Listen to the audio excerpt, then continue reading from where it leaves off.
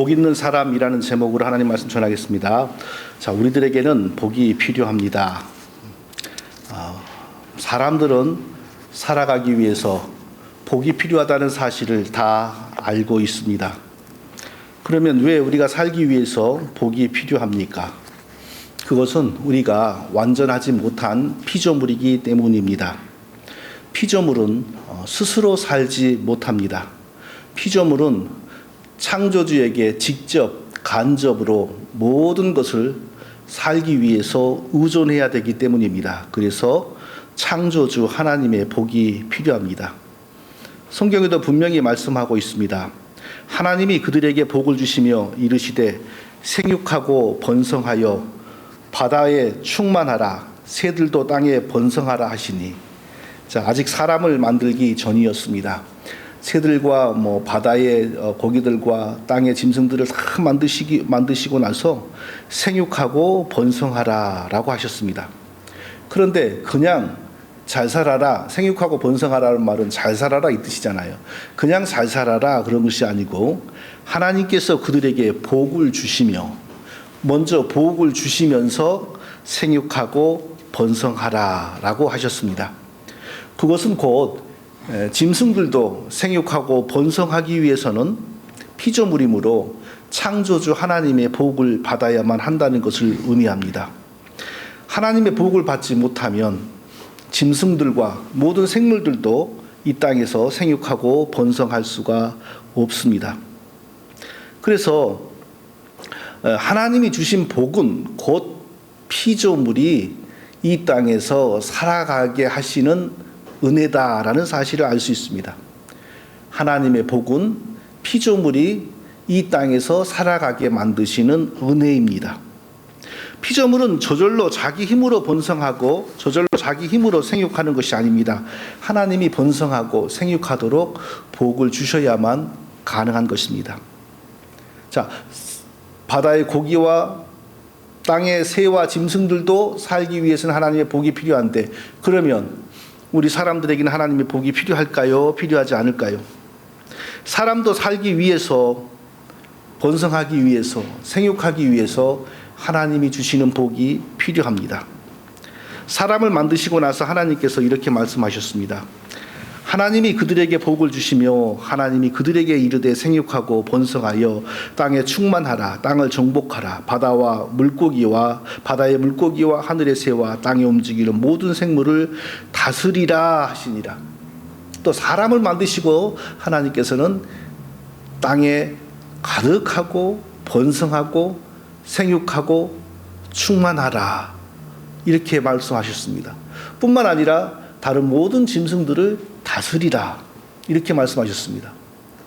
그런데 그냥 생육하고 번성하고 땅에 충만하라 그리고 다른 짐승들을 다스리라 이렇게 말씀하신 것이 아니고 그 앞에 먼저 무엇을 하셨냐면 하나님이 한번 따라해 보세요. 하나님이 그들에게 복을 주시며 하나님이 그들에게 복을 주시며 먼저 하나님께서 사람을 만드시고 사람에게 복을 주시고 난 다음에 생육하고 번성하고 땅에 충만하라 이렇게 말씀하셨습니다. 그러니까 사람도 하나님의 복을 받아야만 이 땅에서 잘 살 수 있는 것입니다. 그리고 하나님이 주신 복은 곧 사람이 이 땅에서 생존할 수 있는 하나님의 은혜이고 그리고 다른 만물을 지배할 수 있는 하나님의 은혜라는 사실을 알 수 있습니다. 실제로 성경을 보면 하나님의 복이 충만했을 때 사람은 생존하는데 행복을 추구하는데 아무런 어려움이 없었습니다.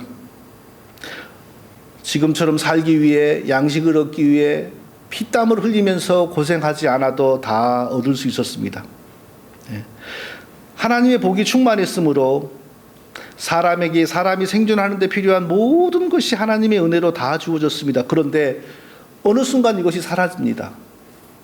사람이 하나님의 뜻대로 살지 않고 하나님을 섬기지 않고 하나님을 경외하지 않고 스스로 살고 하나님을 믿으며 살지 않고 자기 뜻대로 살고 하나님처럼 되고자 하나님께 반역하고 그 결정으로 선악과를 먹는 순간 이 모든 하나님의 복이 다 사라지고 말았습니다.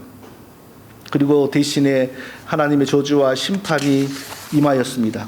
즉각적으로 하나님의 복은 사라지고 죽음이 들어왔습니다. 또 그때부터 땅은 순수히 사람이 살아가는 데 필요한 열매를 주지 않았습니다.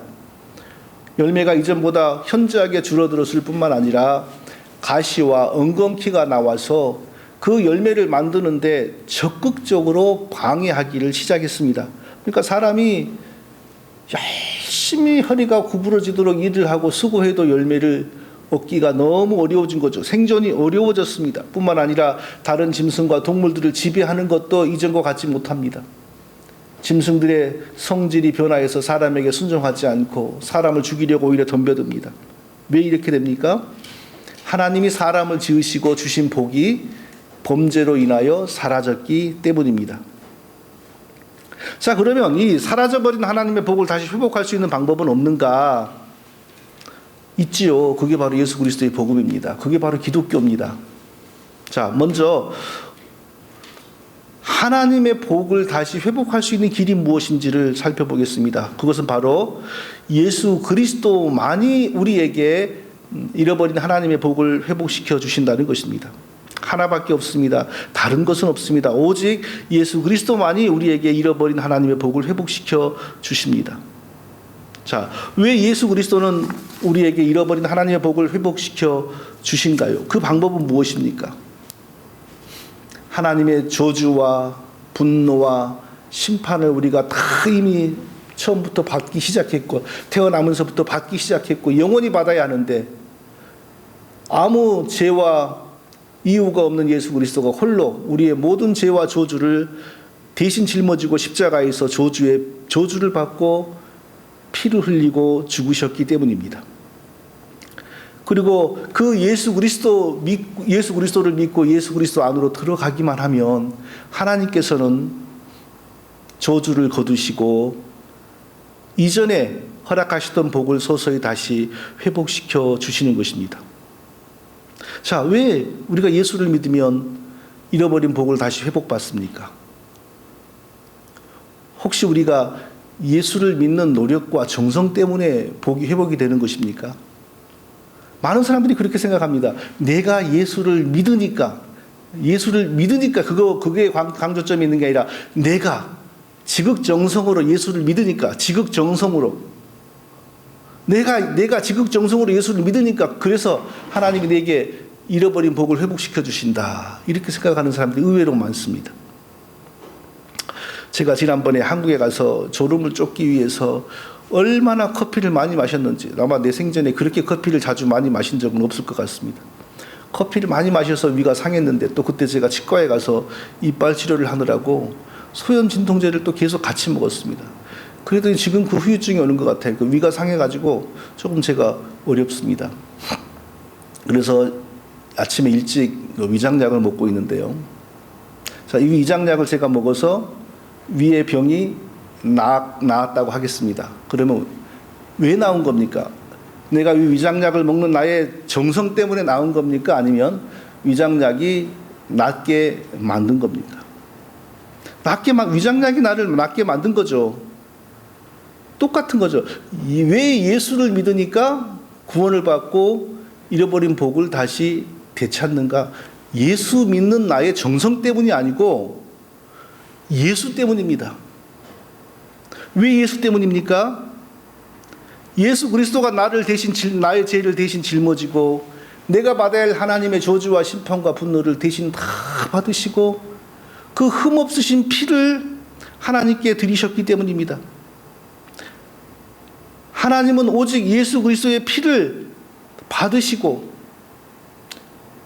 죄인인 나를 향한 모든 진노와 저주가 더 이상은 필요 없다는 그런 결정을 내리시고 저를 의롭다고 인정하시고 그리고 이전에 잃어버린 복을 다시 서서히 회복시켜 주시는 것입니다.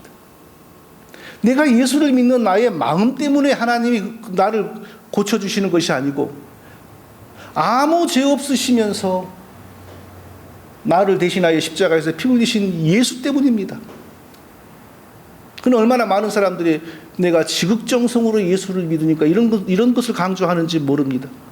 예수님의 피가 우리 죄에 대한, 우리 저주에 대한 하나님에게 완전한 배상이 된 것입니다. 그래서 우리가 예수 믿으면 구원을 받고 옛날에 잃어버렸던 복이 다시 회복되는 것입니다. 그러면 예수를 믿는 나의 정성은 무슨 가치가 있는 것입니까?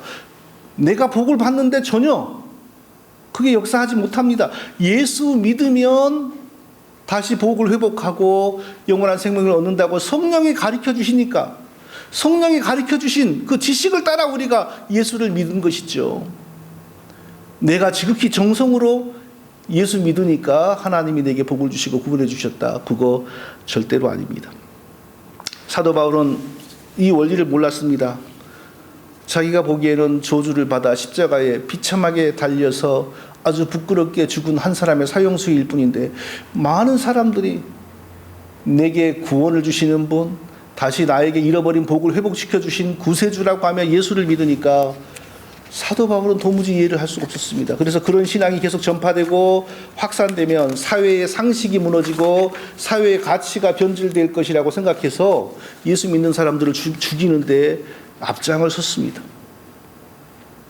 그랬던 사람이 어떻게 예수 그리스도의 종으로 변하고 예수 그리스도의 복음을 위해서 순교까지 하게 됩니까? 바로 갈라디아 3장 13절에 있는 이 내용 때문입니다. 그리스도께서 우리를 위하여 저주를 받은 바 되사 율법의 저주에서 우리를 속량하셨으니 기록된 바 나무에 달린 자마다 저주 아래 있는 자라 하였습니다. 그리스도께서 우리를 위하여 저주를 받은 바 되사, 사람의 눈에는 그저 어디 실수하거나 못된 짓에서 십자가에 달려 비참하게 생을 마친 사람으로 보이는데, 하나님께서 사도 바울에게 가르쳐 주신 것입니다. 그는 자기의 죄나 자기의 실수나 허물로 십자가에 달려 죽은 것이 아니고 바로 너의 죄, 영원히 저주받고 영원히 죽어야 할 바로 너의 죄를 대신 짊어지고 너를 대신하여 십자가에 달려 죽은 것이다. 바로 이 사실을 하나님께서 바울에게 가르쳐 주신 것입니다. 바울이 이걸 깨달았어요.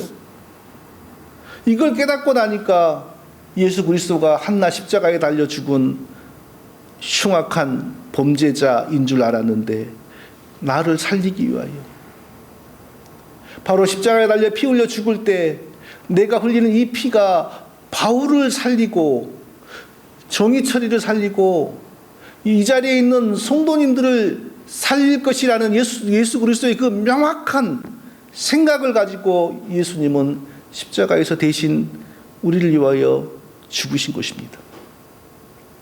예수님 흘리신 그 피에 대하여 하나님의 진노는 완전히 해소되었고 하나님은 완전히 만족하셨습니다. 그래서 우리 같은 사람은 억만 명이 죽어도 하나님의 마음의 변화가 일어나지 않습니다. 왜냐하면 우리는 다 범죄한 죄인들이고 마땅히 죽어야 할 자들이기 때문입니다. 그런데 예수님은 아무 죄와 상관이 없고 오직 처음부터 끝까지 흠이 없으시고 거룩하신 분이 바로 나를 위하여, 우리를 위하여 대신 죽으셨으므로 바로 예수님의 죽으심과 피에 대하여 하나님은 완전히 만족하신 겁니다. 그리고 더 이상 다른 누구의 죽음을 요구하지 않고 다른 누구의 피 흘림을 요구하지 않고 다른 누구의 고통을 요구하지 않았습니다. 오직 예수님 한 분의 죽음과 피로 완전히 만족하시고 누구든지 예수 믿기만 하면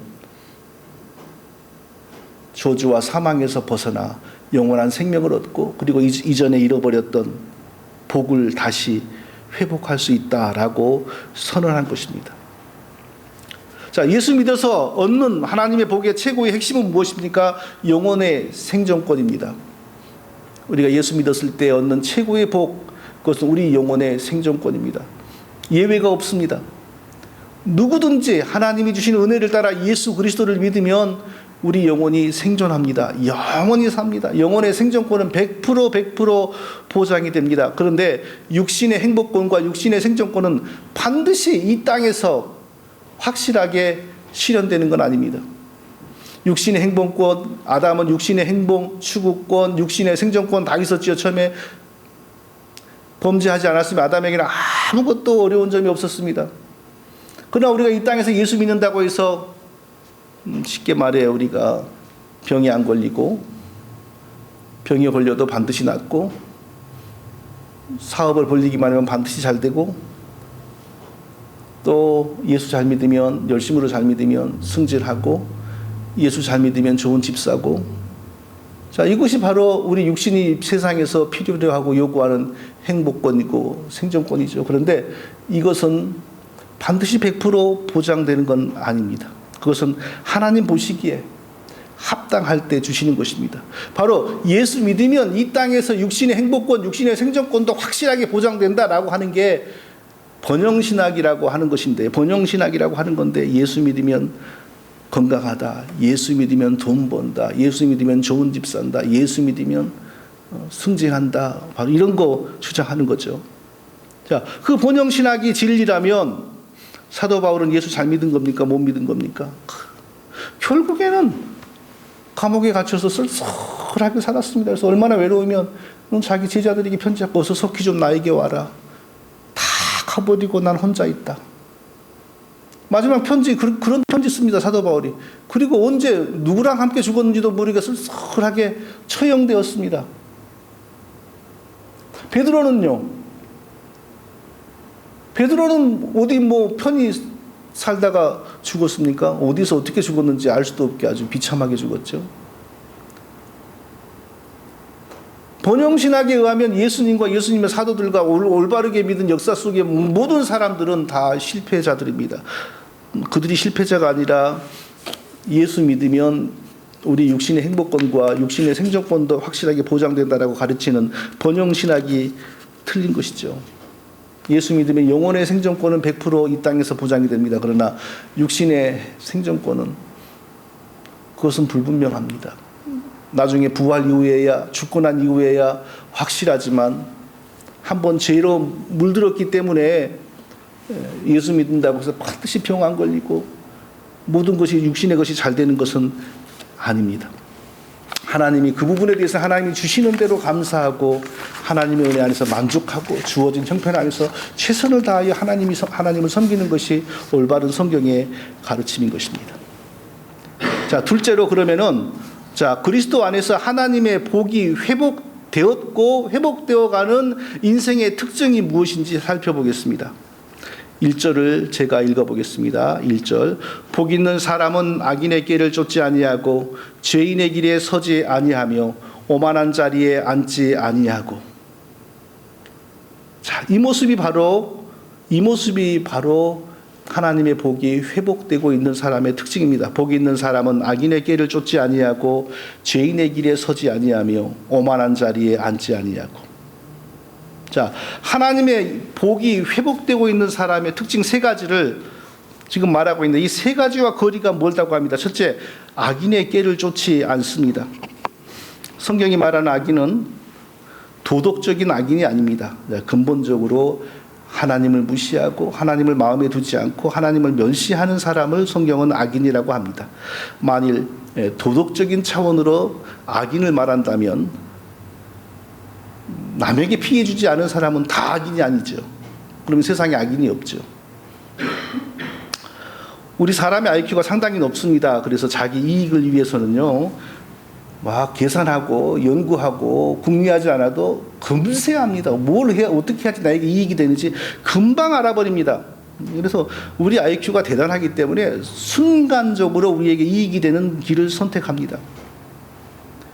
그리고 우리 사람은 단순히 나의 육신의 이익을 위하여 순간적으로 좋은 것을 선택할 뿐만 아니라 언제든지 하나님을 회방하는 마귀에게 쓰임을 받고 불임을 받을 수 있는 가능성이 있습니다.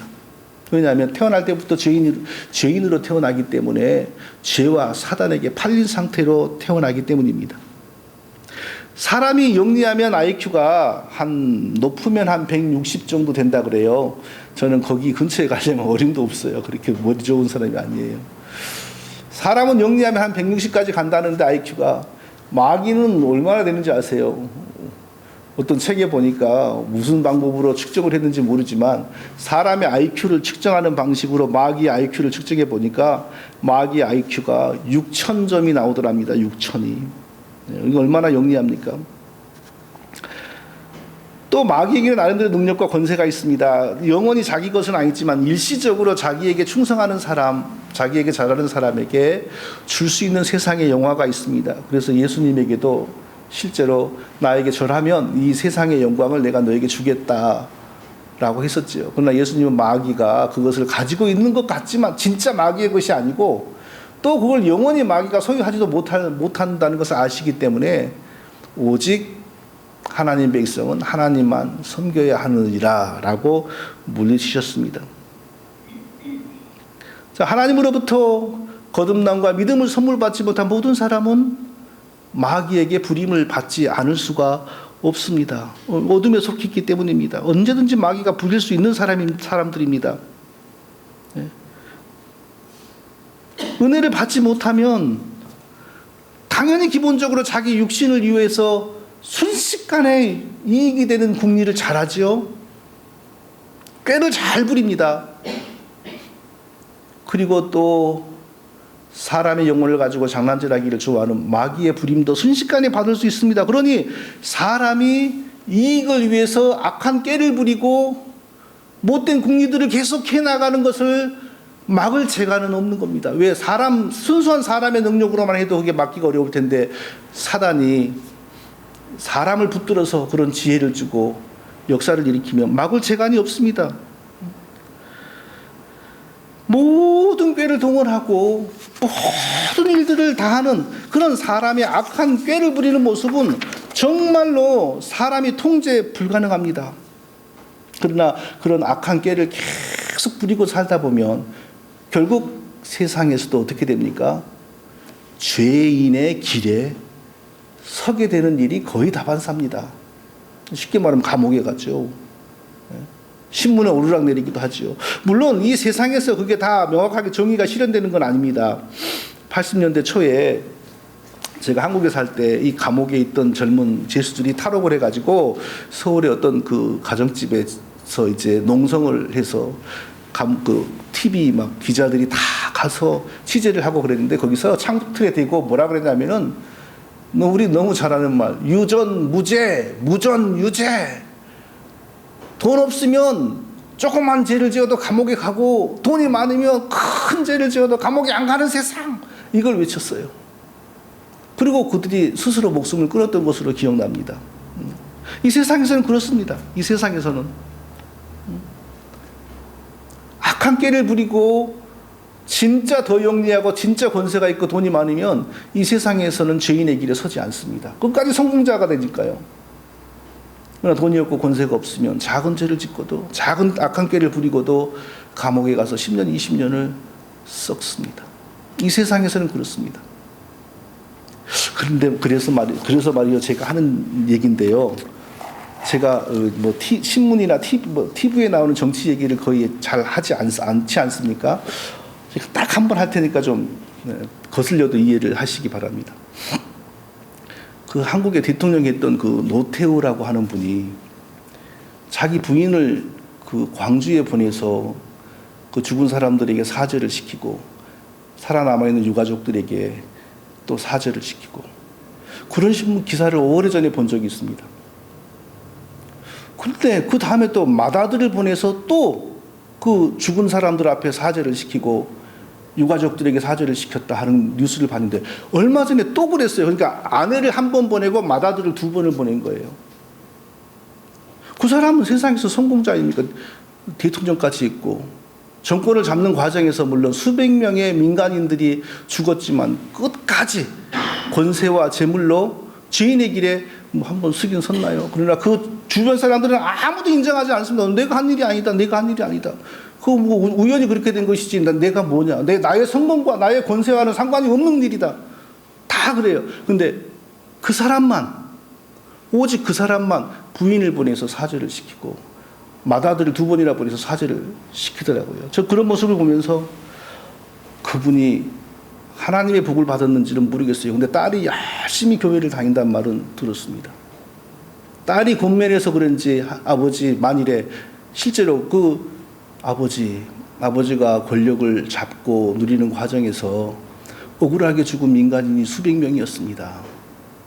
나중에 하늘에 가서 그 심판 받을 겁니다. 이 땅에서 먼저 회개하시고 반성해야 됩니다. 그러지 않았는가? 그런 생각이 들어요. 그렇지 않으면 그 친구들은 다 대통령하고 장관하고 했던 그 수십 명 친구들 가운데 아무도 사죄하는 사람이 없는데 오직 그 사람만 유일하게 그러더라고요. 아마 그 사람은 하나님의 역사라면 복을 받은 거죠. 그 부분에 대해서 복을 받은 거죠. 훗날 하나님의 심판을 받기 전에 이 땅에서 먼저 그 부분을 용서를 구하고 털었으니까. 그러나 하나님의 은혜를 받지 못한 악인은요, 끝까지 그런 일을 하지 않습니다. 끝까지 악한 꾀를 도모하고, 그리고 그 꾀를 도모하여 자기의 능력과 재물과 모든 것을 다 이용하여서 죄인의 길에 서지 않습니다. 내가 그게 나하고 무슨 상관이 있어?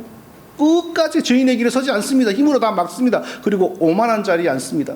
그 오만한 자리는 어떤 자리입니까? 하나님이나 그 누구의 충고나 듣지 않습니다.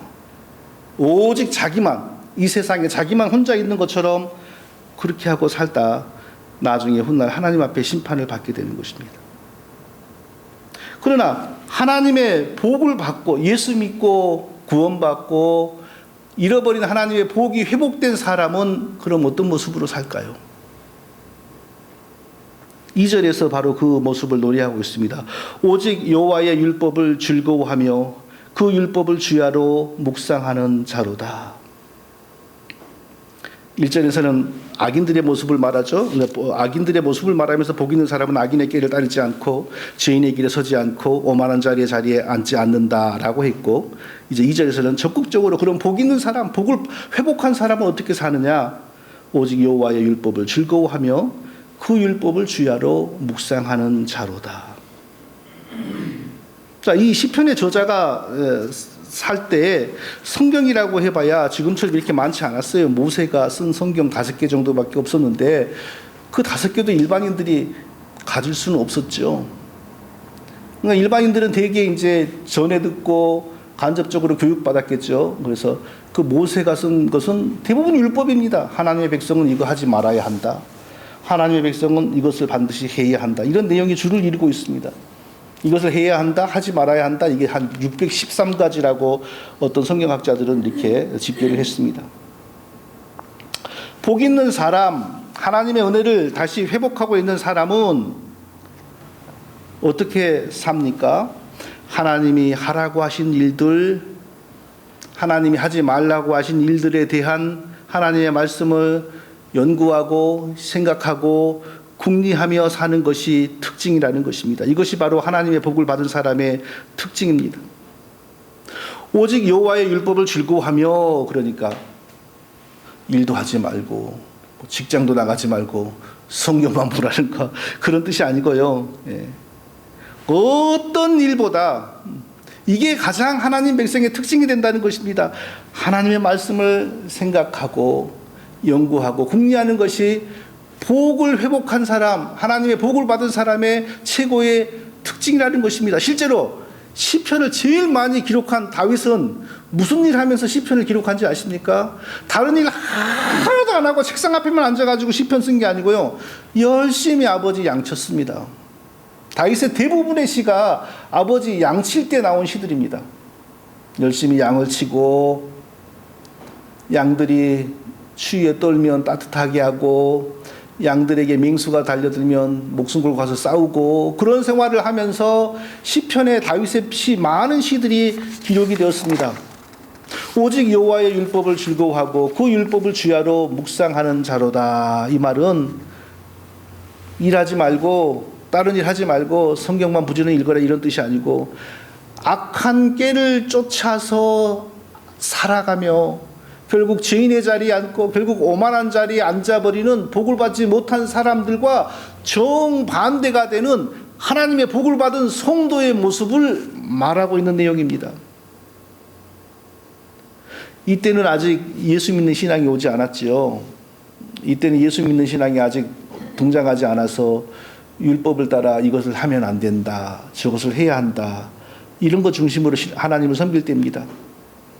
근데 이것을 해야 한다, 이것을 하지 말아야 한다, 이것이 나중에 다 예수님에게로 연결되고 예수님의 십자가의 죽으심 안에서 다 이루어집니다.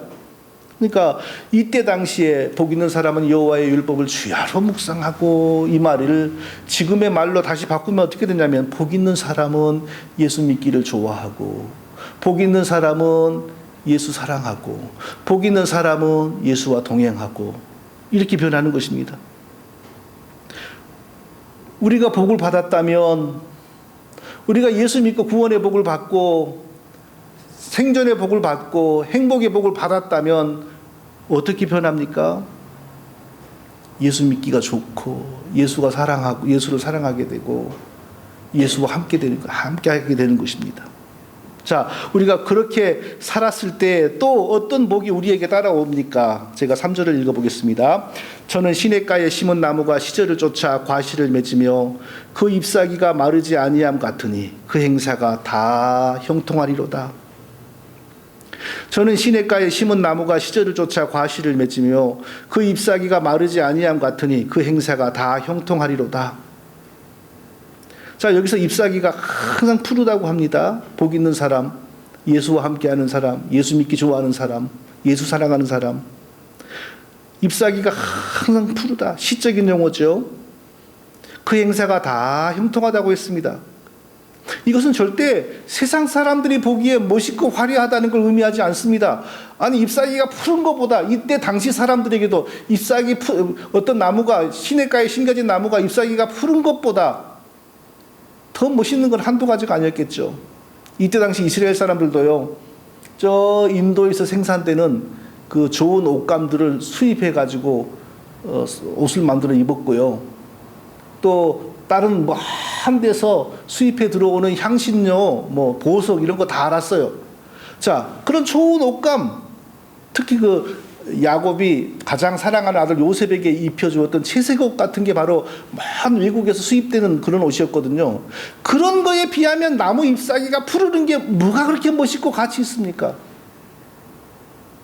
예수 잘 믿어서 하나님으로부터 받는 복을 이 시편의 기자는 잎사귀가 항상 푸르르고 잎이 마르지 않고 행사가 형통하다 이렇게 표현했는데, 그것은 결코 믿지 않은 세상 사람들이 보기에 와, 예수 믿는 사람은 정말 잘 사는구나, 이런 감탄사가 나오게 하는 그런 것이 아닙니다.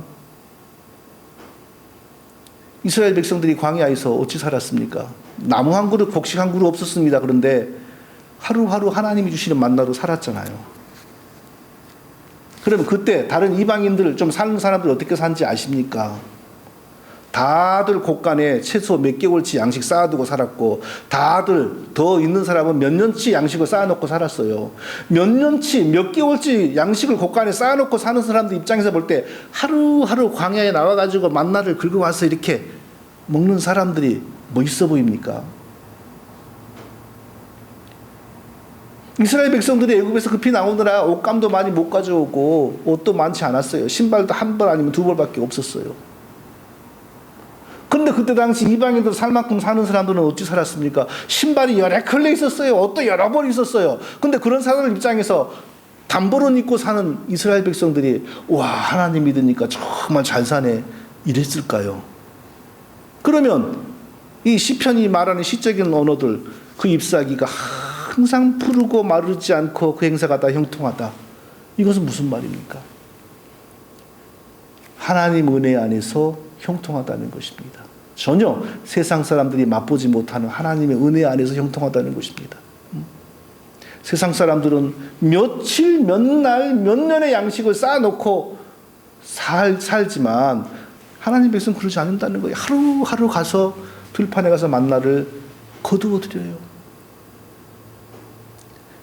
그런데 하나님이 그 다음에 뭐라고 말씀하냐 하면요, 그 하나님의 은혜와 상관이 없는 사람들을 향하여 하나님이 뭐라고 말씀하냐면요, 악인들은 그렇지 아니함이요 오직 바람에 나는 겨와 같도다. 그러므로 악인들은 심판을 견디지 못하며 죄인들이 의인의 모임에 들지 못하리로다. 악인들은 어떻게 된다고요? 오직 바람에 나는 겨와 같도다. 바람에 나는 겨. 어떤 그림인지 혹시 아시나요? 예. 타작을 할 때 이제 곡식을 다 떨어내고 나서 바람을 막 그 기계를 일으키면서 곡식을 이렇게 했을 때 바람에 나는 겨 싹 한순간에 날아가 버리는 거죠. 하나님의 은혜를 입지 못하고 예수 믿고 구원의 은혜를 입지 못하고 하나님의 복의 회복을 입지 못한 사람들, 자기 힘으로 몇 년치 양식을 쌓아두고 자기 힘으로 몇 벌의 옷을 장만하고, 그러나 그때 이스라엘 백성들은 하루하루 아침에 나가서 만나를 거두어 와서 하루하루 살아가고, 옷도 단벌옷밖에 없고 신발도 하나밖에 없는데 하나님이 옷이 안 달아지게 해주고 신발이 안 달아지게 해서 사는 이스라엘 백성들, 사람이 보기에는 이스라엘 백성 초라하죠. 이방인들은 멋있고 화려하죠. 그러나 하나님 이렇게 말씀하십니다. 악인은 그렇지 아니하며 오직 바람에 나는 겨와 같도다. 오늘까지는 있지만 그러나 바람이 불면 사라져버리는 그런 것이 바로 하나님의 복을 받지 못한 사람의 삶이다. 이렇습니다. 성도 여러분, 새해가 되었습니다. 새해에는 우리가 어찌 살아야 우리가 복을 누릴까요? 하나님을 사랑하고 말씀 중심의 삶을 살아가고, 또 악인의 깨를 부러워하지 않고 악인의 형통을 부러워하지 않고, 그 길은 결국 죄인의 자리이고 오만한 자리이고 바람에 나는 겨와 같은 삶일 뿐이라는 것을 우리가 성경 말씀을 통하여 깨달아 알고,